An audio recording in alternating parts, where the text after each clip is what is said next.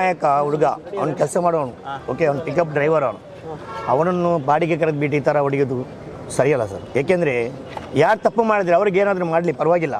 ಅವನೇನು ಅಮಾಯಕ, ಅವನು ಒಂದು ಇವತ್ತು ನಾಳೆ ಕೆಲಸ ಮಾಡೋನು, ಅವನಿಗೆ ಇವತ್ತು ದುಡಿದಾಗಬೇಕು ಅವನಿಗೆ. ಮತ್ತು ಓಪನ್ ಆಗಿ ಎಲ್ಲೆಲ್ಲ ಸ್ಟೇಟ್ಮೆಂಟ್ ಕೊಡ್ತಾರೆ, ಅವರನ್ನು ಅರೆಸ್ಟ್ ಮಾಡಲ್ಲ ಇಷ್ಟುವರೆಗೆ. ಅದೇ ಅವರನ್ನು ಅರೆಸ್ಟ್ ಮಾಡಿದರೆ ಈ ಥರ ಆಗ್ತಾ ಇರಲಿಲ್ಲ ಸರ್ ಯಾವಾಗಲೂ.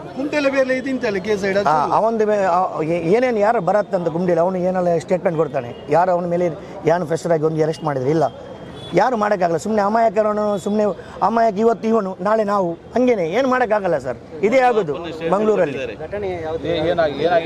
ಆ್ಯಕ್ಚುಲಿ ಮಾಹಿತಿ ಅಂದರೆ ಅವನು ಬಾಡಿಗೆ ಕರೆದುಬಿಟ್ರಂತೆ, ಬಾಡಿಗೆ ಕರೆದುಬಿಟ್ಟು ಅವರ ವೈಗೆ ಏನೋ ಲೋಡ್ ಮಾಡೋಕ್ಕಿದೆ ಅಂತ ಹೇಳ್ಬಿಟ್ಟು ಅದಕ್ಕೆ ಹೊಡೆದು. ಇಲ್ಲ ಅವನು ಅಮಾಯಕ ಸರ್, ಅವನು ಮಸ್ತಿದು ಅವನು ಆ ಥರ ಯಾವುದಕ್ಕೆ ಒಂದು ಯಾವುದೊಂದು ಕೇಸಲ್ಲಿ ಯಾವುದಕ್ಕೆ ಅವನು ಇಲ್ಲ ಸರ್ ಅವನು.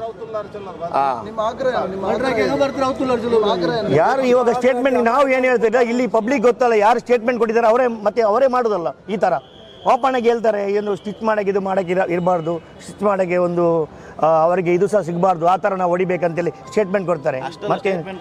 ಮತ್ತೆ ನಾವು ಹೇಳ್ಬೇಕು ಸರ್, ನಮ್ಮ ಬಾಯಲ್ಲಿ ಹೇಳ್ಬೇಕು, ಅದಲ್ಲ ಆ ಥರ ಅಮಾಯಕರನ್ನೆಲ್ಲ ಹೊಡೆಯೋದು ತಪ್ಪು ಸರ್, ಅದಲ್ಲ ಸರ್. ಈಗ ನೀವು ಬಯಸ್ತಾ ಇರೋದೇನೀಗ ನ್ಯಾಯ ಬೇಕು ಸರ್ ನಮಗೆ, ಇನ್ನು ನ್ಯಾಯ ಸಿಗಲ್ಲ, ಹಿಡಿಬೇಕು ಅವ್ರಿಗೆ, ಮತ್ತೆ ನ್ಯಾಯ ಬೇಕು ನಮಗೆ.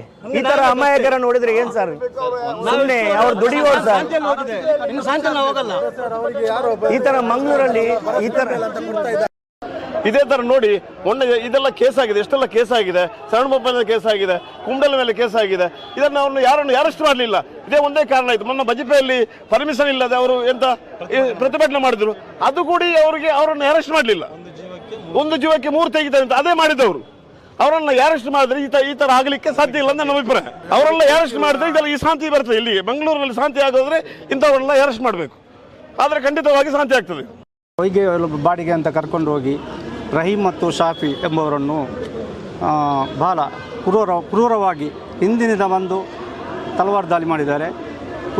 ಶಾಫಿ ಎಂಬುವರು ಸ್ಥಳದಲ್ಲಿ ಮೃತಪಟ್ಟಿದ್ದಾರೆ, ರಹೀಮ್ ಎಂದವರು ಸ್ಥಳದಲ್ಲಿ ಮೃತಪಟ್ಟಿದ್ದಾರೆ.